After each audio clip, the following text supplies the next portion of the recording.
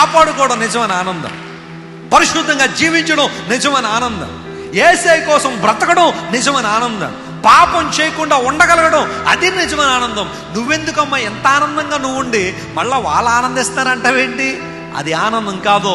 They are spoiling their lives. ఒకరోజు తెలుసుకుంటారు, ఏడుస్తారు, బాధపడతారు, దుఃఖపడతారు, కానీ నీ ఆనందం శాశ్వతమైందమ్మా అని చెబితే చాలా సంతోషించింది. ఆనందం అంటే డిప్రెషన్ తెలుస్తుందా నీకు? కొన్నిసార్లు అనిపిస్తుంది, ఏమండి లోకస్తులు అందరూ ఇష్టానుసారం ఉంటారండి, దేవుడు వాళ్ళని ఆశీర్వదిస్తున్నాడు, నేనేంటంటే ఎలా అయిపోతున్నాను? ఎలా అయిపోవట్లా? నువ్వు దేవుల్లో ఎదుగుతున్నావు, దేవుల్లో ప్రజ్వలిస్తున్నావు, దేవుల్లో ఫలిస్తున్నావు నువ్వు.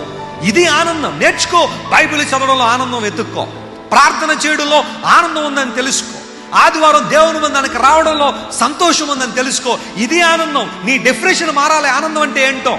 అంతేగాని నువ్వు దేవుళ్ళలోకి వచ్చి కూడా వాళ్ళు ఆనందిస్తారు, నేను ఆనందించట్లేదు. ఎవరన్నారు నువ్వు ఆనందించట్లేదని? ఇది ఆనందం కాదా? ఆయన మాటలు వింటా ఉంటే, ఆయన పాటలు పాడుతూ ఉంటే, ఆయన సాక్ష్యాలు వింటా ఉంటే, ప్రభువు దగ్గరగా వస్తే అసలు సిసలైన ఆనందం ఇదే. గట్టిగా చప్పట్లు కొట్టి యేసుని మహిమపరచండి. You and I are the part of this great Joy.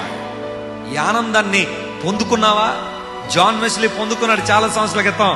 తరగది ఆనందం ఎల్లప్పుడూ దేవునిలో కొనసాగుతూనే ఉంటుంది. ప్రతిరోజు యేసయ్యలో ఆనందిస్తూ ఉంటా. శరీరం నలిగిపోతున్న దేవుని సేవలో, ఆత్మ మాత్రం ఎప్పుడు సంతోషంగా దేవునిలో కొనసాగుతుంది. కారణం అంటే తెలుసా? I know, I grasp this Joy. నేను ఈ ఆనందాన్ని పట్టుకున్నాను ఒక రోజున.